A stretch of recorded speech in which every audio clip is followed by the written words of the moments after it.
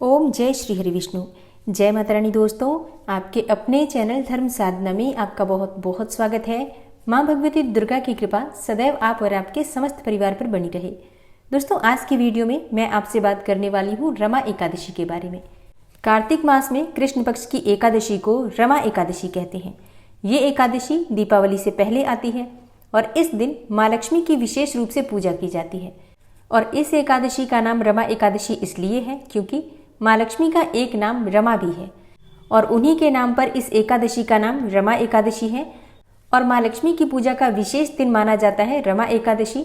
इस दिन संयुक्त रूप से श्री हरि विष्णु और माँ लक्ष्मी की विशेष आराधना की जाती है। जिस प्रकार से हम दीपावली पर गणेश और लक्ष्मी की पूजा करते हैं, उसी प्रकार से भगवान श्री हरि विष्णु और माँ लक्ष्मी की आराधना रमा एकादशी के दिन पूरे विधि विधान से करने से वर्ष भर माँ लक्ष्मी की कृपा आपके ऊपर बनी रहती है। तो आज की वीडियो में आप जानेंगे कि रमा एकादशी साल 2023 में कब है, एकादशी की तिथि कब प्रारंभ हो रही है, कब समाप्त हो रही है, व्रत हमें कब धारण करना है और पारण करने का यानी कि व्रत खोलने का शुभ मुहूर्त क्या है। इस दिन भगवान श्री हरि विष्णु और माँ लक्ष्मी की किस प्रकार से आराधना करनी चाहिए, किन मंत्रों का जप करना चाहिए और कौन सा उपाय करें जिससे कि इस व्रत का, इस पूजा का संपूर्ण फल आपको प्राप्त हो। और अगर आप व्रत नहीं भी कर रहे हैं तो भी बिना व्रत किए भी अगर आप पूजा आराधना कर रहे हैं तो आपकी पूजा का संपूर्ण फल आपको प्राप्त हो, इसके लिए आज विशेष क्या करना चाहिए, संपूर्ण जानकारी रमा एकादशी व्रत से संबंधित आज की वीडियो में मैं आपसे शेयर करने वाली हूँ। तो वीडियो बहुत महत्वपूर्ण है, पूरा जरूर देख लीजिए। और अगर आपको आज की वीडियो अच्छी लगे तो इसे लाइक भी जरूर कीजिए, क्योंकि आपके लाइक्स, आपके कमेंट्स मेरे लिए बहुत महत्वपूर्ण होते हैं, क्योंकि यही एकमात्र जरिया है जिनसे मुझे पता चलता है कि आपको ये वीडियो अच्छी लगती है और आपके लिए ये वीडियो उपयोगी है। तो अगर वीडियो अच्छी लगे तो लाइक तो जरूर ही किया कीजिए। तो बात करेंगे पूजा विधि और उपाय के बारे में, लेकिन उससे पहले जानते हैं कि एकादशी की तिथि कब प्रारंभ हो रही है, कब समाप्त हो रही है और व्रत हमें कब धारण करना है। देखिए, एकादशी की तिथि प्रारंभ हो जाएगी 8 नवंबर को सुबह 8:23 पर और एकादशी की तिथि समाप्त हो रही है 9 नवंबर 2023 को सुबह 10:41 पर। तो व्रत हमें कब धारण करना है? देखिए, एकादशी का व्रत जब हम धारण करते हैं तो जिस दिन एकादशी की तिथि सूर्योदय काल में व्याप्त होती है उसी दिन एकादशी का व्रत रखा जाता है। तो एकादशी का व्रत हम धारण करेंगे 9 नवंबर 2023 को यानी कि गुरुवार के दिन, क्योंकि इसी दिन सूर्योदय काल में एकादशी की तिथि हमें प्राप्त होगी और द्वादशी युक्त एकादशी है। तो इस एकादशी को श्रेष्ठ एकादशी माना जाएगा। इसी दिन व्रत धारण करेंगे, मतलब गुरुवार को 9 नवंबर 2023 को। और एकादशी से एक दिन पहले दशमी तिथि के नियम का पालन किया जाता है। तो जैसे कि 9 नवंबर को हम व्रत धारण करेंगे तो 8 नवंबर को यानी कि बुधवार के दिन दशमी तिथि के नियम का पालन करेंगे। तो दशमी तिथि के दिन आपको बिल्कुल शुद्ध और सात्विक भोजन लेना है। लहसुन, प्याज, मांस, मदिरा का त्याग करना चाहिए। मसूर की दाल, शाक, टमाटर, गाजर, मूली, बैंगन, ये सभी चीजें एकादशी का व्रत करने वाले को दशमी तिथि के दिन नहीं खानी चाहिए। शाम को सूर्यास्त के बाद आपको भोजन नहीं करना चाहिए और भूमि पर शयन करना चाहिए। ब्रह्मचर्य का पालन करना चाहिए। एकादशी के दिन प्रातःकाल जल्दी उठ जाइए। उठकर नित्य कर्मों से निवृत्त होकर स्नान कर लीजिए, साफ स्वच्छ वस्त्र धारण कर लीजिए। सबसे पहले भगवान सूर्यदेव को जल देना होता है। इसके बाद अपने घर के मंदिर में आ जाइए और भगवान श्री विष्णु की विधि विधान से पूजा कीजिए। आप चाहे तो अलग से चौकी लगाकर भी पूजा कर सकते हैं या फिर घर के मंदिर में भी, जहां पर भगवान श्री हरि विष्णु और माँ लक्ष्मी विराजित हैं, वहीं पर पूजा कर सकते हैं। अगर आपके पास भगवान शालिग्राम जी हैं तो आप उनका अभिषेक पंचामृत से कर सकते हैं या फिर कच्चे दूध में केसर मिलाकर कर सकते हैं, और या फिर आप चाहें तो शुद्ध जल से, मतलब जल में थोड़ी सी हल्दी मिलाकर भी कर सकते हैं। भगवान श्री विष्णु का जो भी विग्रह स्वरूप है आपके पास, शालिग्राम की शिला हो या फिर लड्डू गोपाल जी हो या चतुर्भुज स्वरूप हो भगवान श्री विष्णु का, तो उनका अभिषेक आप कर सकते हैं। और अगर फोटो है तो फोटो की भी पूजा कर सकते हैं, मतलब स्नान का भाव करते हुए जल के छींटे देकर। इसके बाद पीले वस्त्र उन्हें अर्पित कीजिए। अगर आप चाहें तो कलावा भी अर्पित कर सकते हैं, जैसे कि अगर आप फोटो की पूजा कर रहे हैं तो ऐसे में आप कलावा भी अर्पित कर सकते हैं। लेकिन अगर आप विग्रह की पूजा कर रहे हैं तो आप उनको पीले वस्त्र अर्पित कीजिए।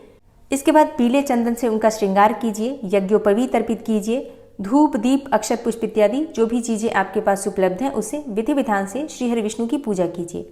भगवान श्री हरि विष्णु को पीले पुष्प अर्पित कीजिए, माँ लक्ष्मी को लाल पुष्प अर्पित कीजिए और फल और मिठाइयों का भोग अर्पित कीजिए।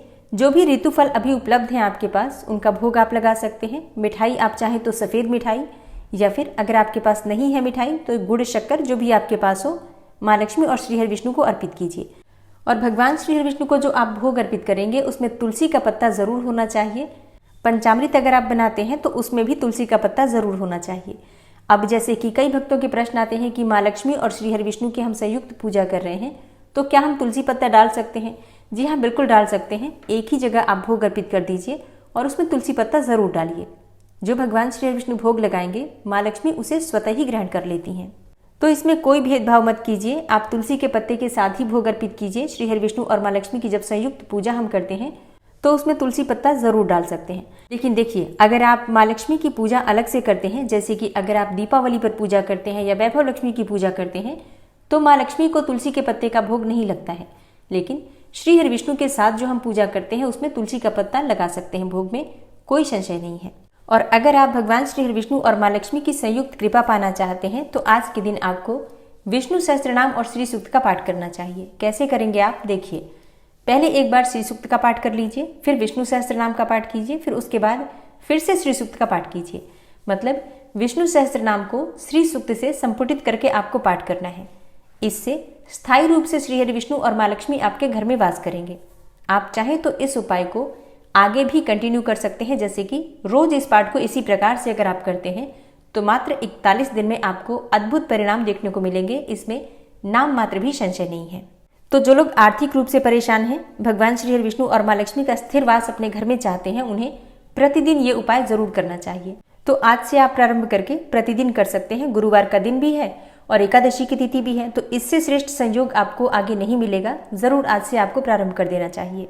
और जैसे कि कई भक्तों के प्रश्न आते हैं कि वो पाठ नहीं कर पाते हैं, समय का अभाव है या फिर संस्कृत का उच्चारण नहीं कर पाते हैं, तो ऐसे में आप चाहे तो प्रतिदिन मोबाइल पर भी मतलब एक नियम के अनुसार अगर आप सुनते हैं तो बहुत जल्दी आपको लाभ देखने को मिलता है। अच्छा, इन उपायों को करने के लिए आपको व्रत करने की आवश्यकता नहीं है। आप बिना व्रत किए भी, जैसे कि अगर आप व्रत नहीं करते हैं तो बिना व्रत किए भी बस पूजा आराधना कीजिए, सात्विक रहिए। मतलब अगर आप आज के दिन आचार विचार व्यवहार शुद्ध रखते हैं, मतलब लहसुन प्याज नहीं खाएंगे, इसके अलावा आप चावल का त्याग करेंगे अगर आप व्रत नहीं कर रहे हैं तो, और झूठ नहीं बोलना है, किसी की भी निंदा नहीं करनी है। भगवान श्री विष्णु की पूजा आराधना कीजिए और इस उपाय को कीजिए। निश्चित ही बहुत जल्दी आपको एक बहुत अद्भुत परिणाम देखने को मिलेगा, इसमें बिल्कुल भी संशय नहीं है। तो उपाय जब भी आप करते हैं ये मत सोचिए कि जब आप व्रत करेंगे तभी कर सकते हैं, बिना व्रत किए भी कर सकते हैं। बस आपके अंदर विश्वास होना चाहिए, भगवान श्री विष्णु और माँ लक्ष्मी के प्रति अटूट श्रद्धा और भक्ति होनी चाहिए। अब जैसे कि आप सुबह की पूजा कर लेते हैं तो उसके बाद से अगर आप व्रत धारण कर रहे हैं तो व्रत में फलाहार कर सकते हैं। कोई सा भी फल खा सकते हैं, दूध पी सकते हैं, जूस पी सकते हैं, फलों का रस पी सकते हैं। बहुत से भक्तों के प्रश्न आते हैं कि क्या हम चाय पी सकते हैं? जी हाँ, बिल्कुल पी सकते हैं। वैसे नहीं पीना चाहिए, लेकिन क्या है कि आजकल बिना चाय के किसी का भी चलता नहीं है काम, तो आप चाहें तो चाय पी सकते हैं। फिर शाम के समय विधि विधान से भगवान श्री विष्णु की पूजा की जाती है। शाम के समय की पूजा में सिर्फ अभिषेक हम नहीं करते हैं, बाकी की पूजा पूरी तरह से जैसे हम सुबह करते हैं उसी प्रकार से की जाती है।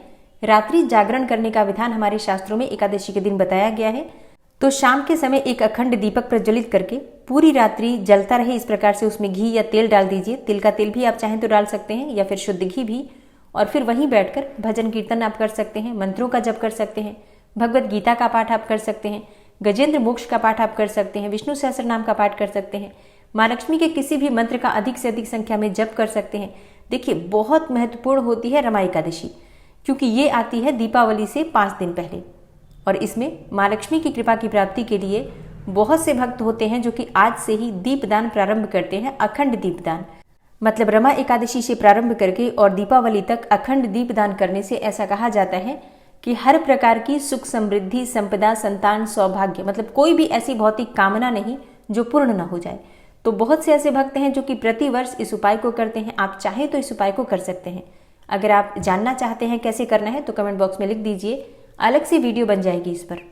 और अब जैसे कि रात्रि में आप जागरण जितना देर आपसे हो सके उतनी देर तक जागकर भगवान के नाम का मंत्र का स्मरण कीजिए। फिर अगले दिन सुबह जल्दी उठकर और स्नान करने के बाद भगवान श्री विष्णु की पूजा करके सूर्य देवता को जल देकर, तुलसी में जल देकर, और उसके बाद शुद्ध और सात्विक भोजन बनाकर किसी ब्राह्मण को घर बुलाकर भोजन कराना चाहिए। और अगर ऐसा संभव ना हो तो ब्राह्मण के निमित्त दान की सामग्री मतलब भोजन की कच्ची सामग्री आप निकाल दीजिए, जैसे कि आटा, दाल, सब्जियां, फल, मिठाई, जो भी आप दान करना चाहते हैं, वस्त्र इत्यादि, सभी चीज़ों को एकत्र करके और संकल्प लीजिए कि आप इन सभी चीज़ों का दान करना चाहते हैं भगवान श्री विष्णु की प्रसन्नता के लिए, उनकी खुशी के लिए और उनकी कृपा की प्राप्ति के लिए। फिर दक्षिणा सहित ये सामग्री आप दान में भिजवा देंगे। किसी ब्राह्मण को या किसी मंदिर के पुजारी को आप दान कर सकते हैं। भगवान विष्णु का जो भी हम दान करते हैं वो किसी ब्राह्मण को ही दान करना चाहिए। इसके बाद आप भी शुभ मुहूर्त में अपना व्रत खोल सकते हैं, व्रत का पारण कर सकते हैं। और अब जानते हैं कि व्रत का पारण हमें कब करना है। एकादशी व्रत का पारण हम द्वादशी तिथि में करते हैं, तो द्वादशी तिथि प्रारंभ हो जाएगी 9 नवंबर को सुबह 10:41 पर और समाप्त हो रही है 10 नवंबर को सुबह 12:35 पर। तो 9 नवंबर को हम व्रत धारण करेंगे। 10 नवंबर को यानी कि शुक्रवार के दिन व्रत का हम पारण कर रहे हैं। पारण करने का शुभ मुहूर्त होगा सुबह 6:39 से सुबह 8:50 तक।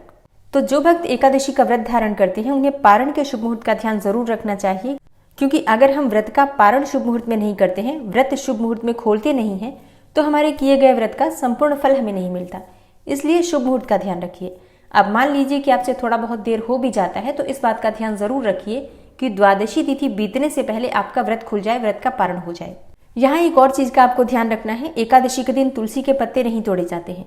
तो आप क्या करेंगे, कल यानी कि बुधवार के दिन ही तुलसी के पत्ते तोड़कर रख लीजिए, ताकि एकादशी के दिन आप पूजा में प्रयोग कर सकते हैं।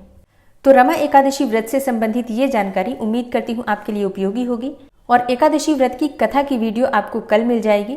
और अगर आप धनतेरस की खरीदारी के बारे में जानना चाहते हैं, यम दीपदान की विधि जानना चाहते हैं, संपूर्ण नियम जानना चाहते हैं, तो चैनल पर वीडियो अपलोड हो चुकी है, जरूर देख लीजिए। दीपावली पर और धनतेरस पर पूजा किस प्रकार से की जाती है, इसकी जानकारी आपको आने वाली वीडियो में मिल जाएगी। और हाँ, उम्मीद करती हूँ कि प्रतिदिन अपलोड होने वाली कार्तिक मास महात्म्य की कथाएं आप जरूर सुनते होंगे। और अगर आप अब तक नहीं सुन रहे हैं तो आज से ही सुनना प्रारंभ कर दीजिए, क्योंकि कार्तिक मास में कार्तिक महात्म्य सुनने मात्र से हर प्रकार की कामना पूर्ण हो जाती है। तो आज से जरूर सुनिए। मिलती हूँ मैं आपसे अगली वीडियो में, तब तक के लिए जय श्री राधे।